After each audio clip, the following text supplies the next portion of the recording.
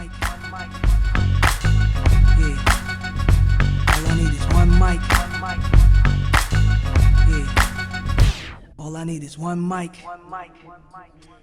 Hey everybody, welcome back to One Mic, and today I'm here to talk about Season 4, Episode 4 of Amazon Prime's The Boys, entitled Wisdom of the Ages.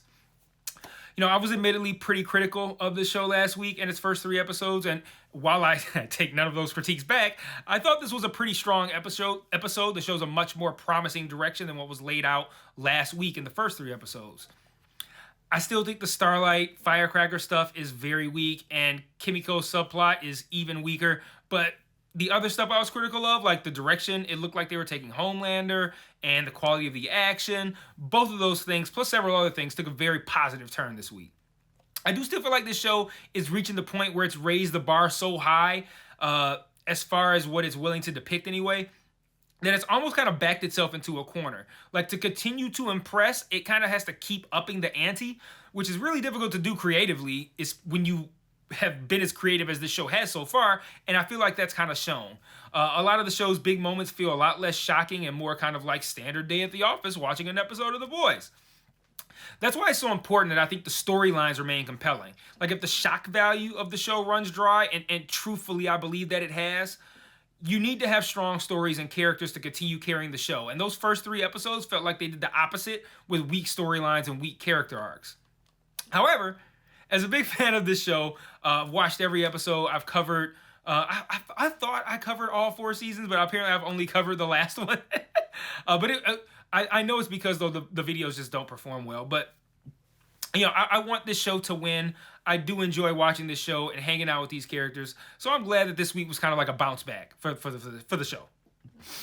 Since the show is trying to juggle so many plot lines and character arcs simultaneously, I'm going to structure this video by like character and plot rather than chronological order. And of course, I'm going to start with Homelander. Homelander had one hell of an episode. Hey everybody, I just want to take a small break from this review to talk about the various other ways you can engage with me on other platforms. If you're so inclined, and I understand why you wouldn't, I am an acquired taste, but you can join the Patreon where you can get extra content like retro reviews, where I review old shows and movies to see if they still hold up today, Mike's Musings, where I talk about shows I'm watching that I don't cover on the channel, or Mike's VOD, where you can commission me to watch a show, which I will then review on the channel. And if you want to engage with me and chat with me more directly, I also implore you to join the Discord and follow the Facebook page. I set up channels in the Discord for all of us to discuss the shows I'm reviewing on the channel, and I also drop new videos in there since it's the easiest platform for me to share to from my phone. The Facebook can be really fun because I sort of live comment on shows I'm watching, often while under the influence, I'm not going to lie. And I'll also share news there, both about television and film, and about myself as well. So if you like my content, you want to be more engaged, you think I'm charming, or you simply want to show support, feel free to sign up for the Patreon or join the Discord or Facebook today. Links to all platforms are in every video description. Remember to share all my shit to your respective social media platforms. And now back to this review. So Homelander arrives in an underground lab in which we come to learn that he was experimented on as a boy. Or in which we come to learn that he was experimented on as a boy. Throughout the course of Homelander scenes, he inflicts some pretty heavy damage, and I'll get to that. But what makes the Homelander scenes strong is that we learn that his desire for approval and to be loved was put on him by Vought psychiatrists as a way to control him. You know, freeing Homelander of this affliction should lead to an even more unbridled and volatile Homelander, and we see that in how he handles these lab workers who hurt him as a kid.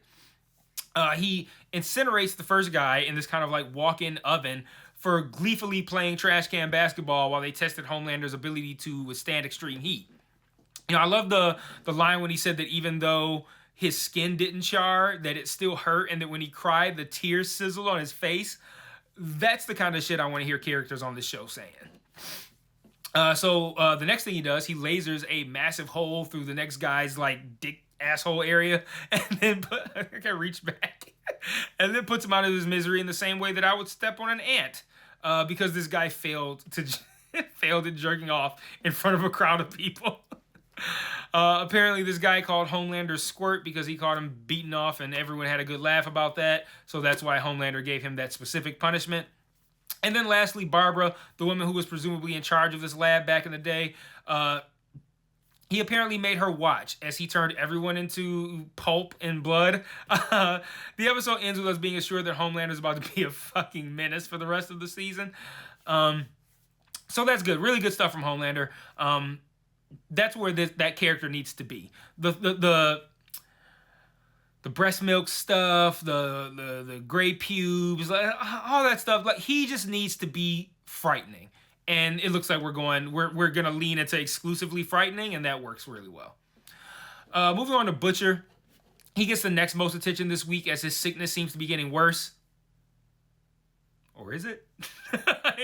For starters, I didn't approve of Mother's Milk allowing Butcher back on the team. Not because I don't want Butcher back on the team, but it was just a really raggedy ass justification considering how adamant he was about not letting Butcher back on the team after Butcher did that little, minor little thing of saving his life.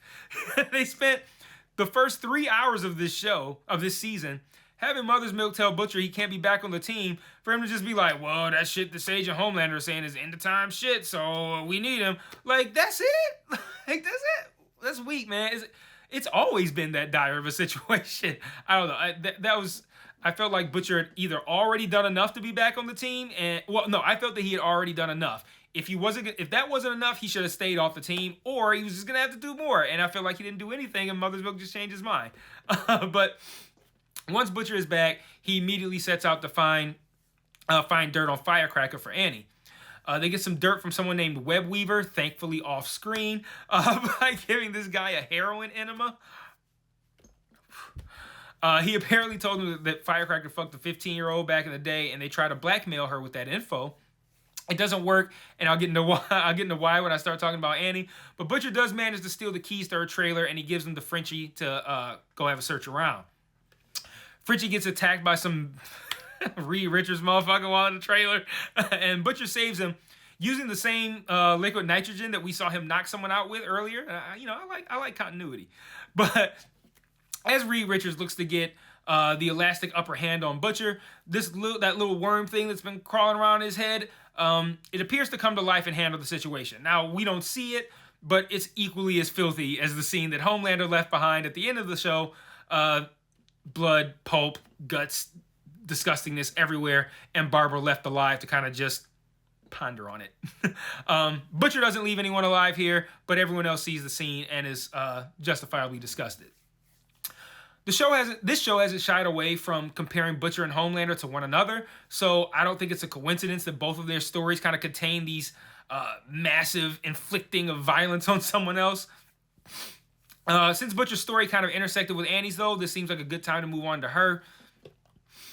Annie meets with the president to start the episode, and she commits to helping him get his anti-suit bill passed since it would ruin Vought. By the end of the episode, thanks to Annie's actions, that bill's dead in the water. Once Butcher returns to the team, he asks Annie why Firecracker has it out for her, and she pointlessly lies and says she doesn't know. And that kind of irritated me. Like, what do you gain from not telling Butcher why she has it out for you? Especially since it's just because you were a jerk as a kid. Like, it's not even a good reason. Like, I don't know, maybe she's ashamed of how raggedy the reason is, too. I don't know, I would be.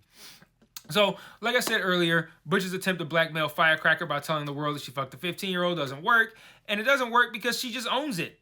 And she tweets it herself, and she talks about it on the live TV show that she's doing directly across from Annie's, headquarters. Additionally, she ups the ante by also revealing that Annie had an abortion 6 months ago. She also, just as if that wasn't enough, I think I got them out of order here. I think she did the other thing first. But she also mentions that Starlight blinded a mother of three during her first save. After the revelation of the abortion, not the blinding of the mother, Annie behaves a little bit irrationally, maybe, and she snaps and she beats the shit out of Firecracker live on the air, effectively killing the president's bill and causing him to have to distance himself from her. At least the irrational behavior is consistent. That's good. So moving on to Huey, his father's dying. His mother wants to pull the plug, pull his feeding tubes, and allow him to go. She says that's what he would have wanted. Huey can't accept this, so he decides to contact A-Train and ask him to steal some Compound V from Homelander's crib and give it to him. Oh, that's a huge ask. Speaking of huge asks, I don't have this in my notes, but I almost feel like Butcher was borderline wrong to ask Mother's Milk to raise Ryan once he dies. That is a lot to ask of somebody. Anyway, Huey says that if A-Train successfully gets him this compound V, that he's going to squash their little beef that revolves around what happened in season 1, episode 1. So Huey and Kimiko, they get attacked at this meeting, the meeting with A-Train, and it leads to some pretty cool violence involving office supplies. I don't know about you guys, but I feel like Huey kind of enjoyed that shit. Like when he hits my man with the box cutter, cuts him across his neck, and he's soaked in blood, it felt like Huey was kind of into it. Huey's storyline intersects with Kimiko's in this scene, and we learned that the other girl isn't Kimiko's sister, like I said last week, but a girl that she kidnapped and brought into this world and then abandoned. I can't express how uninteresting this plotline is. It reeks of like, well, we gotta give her something to do. Like, I was the same strategy they use for Deep every season. Huey eventually makes it to his dad to administer the V, and he chickens out, which kind of low-key pissed me off considering everything A-Train had to do to get it. But including getting caught by Ashley. But it looks like his mother had the courage to do what he didn't. We see the V flowing through his father's IV, and he wakes up. And I'm really looking forward to seeing how the V is going to change Huey's father, especially considering that Simon Pegg is playing this character so, like, wholesomely. like I don't know. I don't know. Is the V going to make him bad? Is the V going to make him crazy? Is he still going to be really nice but have superpowers? I don't know, but I am curious. Lastly, we have Frenchie, who hears the details from Colin on how his family was killed. Of course, these are details that Frenchie already knows, but it's new info for us. Colin's mom was apparently a judge that was about to make an example out of Frenchie's boss, so she sent Frenchie to handle that problem. Colin was apparently hiding under the bed, and he saw some identifiable scarring on the ankle of Frenchie. Well, from his perspective, the ankle of the killer. Fast forward, and Frenchie finally decides that he's going to reveal to Colin what he's done. He simply lifts up the lifts up the pants leg and shows the scars. And Colin understandably beats the ever-loving shit out of him. like, can you imagine falling for somebody, having sex with them multiple times, and then learning that they killed your family? Like, oh man, the actor who plays Colin did a great job in this scene, conveying what is understandably a complete blinding rage. Frenchie asked for Colin to finish him, and for some reason this makes Colin back off. I don't know, man. I'm killing Frenchie. Like 1,000% I'm killing Frenchie. Him asking me to do it is just gonna make me squeeze his neck even tighter to oblige him as quickly as I can. But I guess that's just me. Sister Sage doesn't get a ton of screen time in this episode, but she does maximize what she gets with the incredibly difficult watch of the brain scraping scene. I feel like if I were her, I'd probably have to scrape my brain every time I leave the house just to deal with humanity. But again, that's me. But the part where she makes him kind of wiggle it like this, oh, that was really hard to watch. But yeah, man, I thought this was a really solid, promising episode. It's not a promising episode. It's promising for the rest of the season. Whereas the first 3, I was a little concerned. But I do still feel some of that concern over the legs that this show has, but now that I know the 5th season is going to be the last one, I'm a bit more confident in the fact that the show that the show knows that it doesn't have the legs to go that far or to go that long, and they're already probably working toward an ending. So that's good news. Let me know what you thought about this episode in the comments. Did you like it? And until next week, well, later this week, peace.